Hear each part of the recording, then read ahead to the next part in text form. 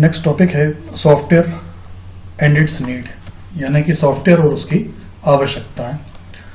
तो यहाँ पर पहले भी हम ये बात अच्छे समझ चुके हैं कि कंप्यूटर सिस्टम बेसिकली सिस्टम इसलिए है क्योंकि उसमें कोई एक पार्ट नहीं है, उसमें कई सारे पार्ट्स हैं जो कि मिलकर एक साथ काम करते हैं। इसीलिए कंप्यूटर को बेसिकली कंप्यूटर सिस्टम कहा जाता है। सिस्टम यानी कि एक ऐसा प्लेटफॉर्म जहां पर कई सारी डिवाइसेस मिल करके एक पर्पस के लिए काम करती हों। और ये बात भी आप अच्छी तरीके से जानते हैं कि कंप्यूटर सिस्टम एक ब्लेंड कॉम्बिनेशन है, मिश्रण है हार्डवेयर सॉफ्टवेयर का। और कई स्थितियों में हम फर्मवेयर को भी हार्डवेयर और सॉफ्टवेयर का कॉम्बिनेशन मांगते हैं। तो जितना जरूरी कंप्यूटर सिस्टम में हार्डवेयर है उतना ही ज्यादा जरूरी कंप्यूटर में सॉफ्टवेयर भी है। अब यूं समझ लीजिए कि जिस तरह से बिना हार्डवेयर के सॉफ्टवेयर की अपनी कोई एक्सिस्टेंस नहीं है, या सॉफ्टवेयर अगर हार्डवेयर नहीं होगा तो सॉफ्टवेयर चलेगा किसके थ्रू, किस पर एग्जीक्यूट होगा। और अगर केवल हार्डवेयर है तो भी कुछ काम नहीं होना है। सॉफ्टवेयर अपनी जगह अहमियत रखता है। तो दोनों पार्ट्स की अपनी अपनी इंपॉर्टेंस है। फिलहाल अभी तक हमने जितने टॉपिक समझे थे वो सभी हार्डवेयर से रिलेटेड थे। And now it's time to talk about the software. तो सॉफ्टवेयर हम सब अच्छे तरीके से जानते हैं कि कंप्यूटर सिस्टम के वो पार्ट्स जिन्हें हम देख सकते हैं लेकिन छू नहीं सकते, विच वी कैन ऑपरेट, जिन्हें देखा जा सकता है बट अनेबल टू टच, उन्हें छुआ नहीं जा सकता, भौतिक रूप से उनको छू नहीं सकते। सॉफ्टवेयर निर्देशों के सेट के रूप में भी अवेलेबल होते हैं, और वो जो प्रोग्राम्स आप सिस्टम पर देखते हो अलग अलग रूपों में प्रोग्राम्स अवेलेबल होते हैं। ऑपरेटिंग सिस्टम्स के फॉर्म में अवेलेबल होते हैं, गेम्स के फॉर्म में अवेलेबल होते हैं, एप्लीकेशंस के फॉर्म में अवेलेबल होते हैं। तो हर वो पार्ट जिन्हें आप देख पाते हो, यूज कर पाते हो, जिनके थ्रू आप कंप्यूटर को ऑपरेट कर पाते हो, चला पाते हो, लेकिन छू नहीं पाते हो। केवल जो चीजें आपको विजुअल दिखाई देती हैं, सामने अवेलेबल होती है, हम यूज भी करते हैं लेकिन हम उन्हें छू नहीं सकते। तो हर वो पार्ट सॉफ्टवेयर की ही एक कैटेगरी है। अब हम बात करेंगे सॉफ्टवेयर की कैटेगरीज के बारे में। तो सॉफ्टवेयर की हालांकि कई सारी कैटेगरीज हैं। उनमें से जो शुरुआती कैटेगरीज की हम बात करें तो वो है सिस्टम सॉफ्टवेयर और दूसरा है एप्लीकेशन सॉफ्टवेयर। यहाँ पर आप यूं समझ लीजिए कि जब आप कंप्यूटर सिस्टम को ऑन करते हो तो कंप्यूटर सिस्टम टीवी की तरह एकदम स्टार्ट नहीं होता। It takes a little bit of time, वो थोड़ा सा समय लेता है।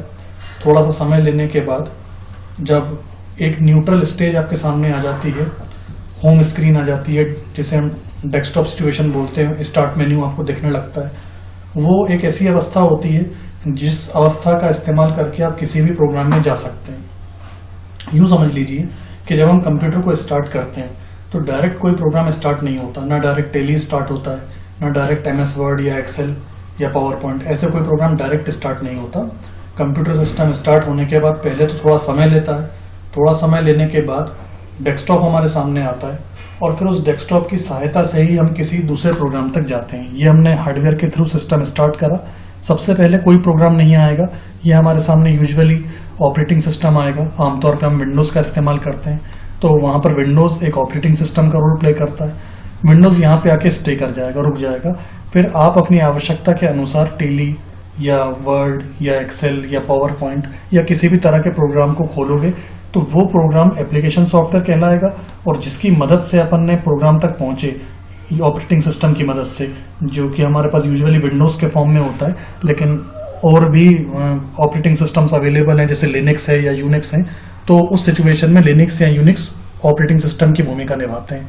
तो कुल मिला के सबसे पहला हमारा इंटरेक्शन होता है ऑपरेटिंग सिस्टम से, उसके बाद का इंटरेक्शन होता है एप्लीकेशन सॉफ्टवेयर से। इस बात को हम फिलहाल आगे समझेंगे। अभी यूं समझ लीजिए कि सॉफ्टवेयर की कैटेगरीज की जब हम बात करते हैं तो शुरुआती कैटेगरीज में हम बात करेंगे सिस्टम सॉफ्टवेयर की और एप्लीकेशन सॉफ्टवेयर की। सबसे पहले इसमें बात करेंगे हम सिस्टम सॉफ्टवेयर की। सिस्टम सॉफ्टवेयर को यूजुअली आमतौर पे ऑपरेटिंग सिस्टम के नाम से भी जाना जाता है।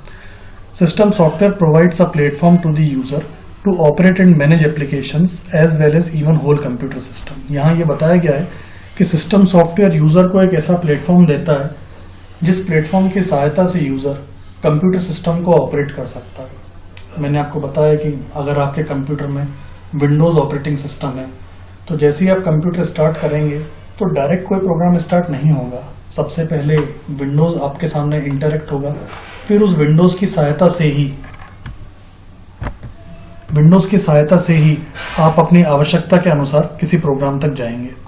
तो यहाँ पर यूँ समझ लीजिए कि जब हम किसी प्रोग्राम को क्लोज करते हैं तो वापस हम विंडोज़ की सिचुएशन पे आते हैं। मतलब प्रोग्राम हम ओपन भी इसी की हेल्प से करते हैं और प्रोग्राम बंद करने के बाद आते भी हम विंडोज़ पर ही हैं। तो यूँ समझ लीजिए कि विंडोज़ हमें एक ऐसा प्लेटफॉर्म दे रहा है जहाँ पर रहकर आप किसी प्रोग्राम को ओपन या क्लोज कर सकते हैं। इसके अलावा अगर आपको हार्ड डिस्क के पार्टीशंस देखने हो, अगर आपको रैम की जानकारी चाहिए कि सिस्टम में कितनी रैम अवेलेबल है, तो आप माय कंप्यूटर पे राइट क्लिक करके उसकी प्रॉपर्टीज में जाकर ये देख सकते हैं कि रैम कितनी अवेलेबल है, सिस्टम में प्रोसेसर कौन सा लगा हुआ है। और इसके अलावा कंप्यूटर सिस्टम के हार्डवेयर से रिलेटेड सभी तरह की जानकारी हमको माय कंप्यूटर पे राइट क्लिक करके प्रॉपर्टीज में जाके दिख जाती है। तो ये माय कंप्यूटर भी हमें विंडोज ही प्रोवाइड कर रहा है। तो कुल मिला के यूँ समझ लीजिए कि ऑपरेटिंग सिस्टम हमें वो सारे रिसोर्स अवेलेबल कराता है जिनकी सहायता से अपन कंप्यूटर सिस्टम को ऑपरेट तो कर ही सकते हैं, साथ ही साथ में उनके रिसोर्स कंप्यूटर सिस्टम के हार्डवेयर कंपोनेंट्स के बारे में जानकारी भी ले सकते हैं। और कई सारे ऐसे टूल्स भी अवेलेबल कराता है जिनके थ्रू कुछ हद तक रिपेयरिंग का काम भी हो जाता है। जब हम स्टार्ट पे क्लिक करते हैं तो एक्सेसरीज में जाते हैं। एक्सेसरीज में हमें सिस्टम एप्लीकेशंस दिखाई देती हैं, जैसे डिस्क डिफ्रेगमेंटेटर हुआ, या कई तरह के ऐसे एप्लीकेशंस होती हैं जो डिस्क को रिफ्रेश करने का काम करती हैं, डिफ्रेगमेंट करने का काम करती हैं। कई बार छुटपुट रिपेयरिंग्स होती हैं, सिस्टम फाइल्स हमारी करप्ट हो जाती हैं तो उन फाइल्स को रीस्टोर करने का काम करती हैं। तो यहाँ पर यूँ समझ लीजिए कि ऑपरेटिंग सिस्टम का बेसिक वर्क ही यही, ऑपरेटिंग का मतलब है संचालन करना। तो ऑपरेटिंग सिस्टम मतलब संचालन करने वाला तंत्र। सिस्टम सॉफ्टवेयर भी वही हुआ, यानी एक ऐसा सॉफ्टवेयर जो पूरे सिस्टम को ध्यान में रख के बनाया गया है। तो कुल मिला के डॉस हुआ, विंडोज, लिनक्स, यूनिक्स। हम जब मोबाइल की बात करते हैं तो मोबाइल जब हम स्टार्ट करते हैं तो मोबाइल के स्टार्ट करते ही डायरेक्ट हम लोग ना व्हाट्सएप पे पहुंचते हैं, ना ही हम एसएमएस में जाते हैं, ना मीडिया प्लेयर चालू होता है। मोबाइल जब हम स्टार्ट करते हैं तो थोड़ा वो समय लेता है। थोड़ा समय लेने के बाद उसका डेस्कटॉप हमारे सामने आ जाता है और वहां पर फिर वो रुक जाता है।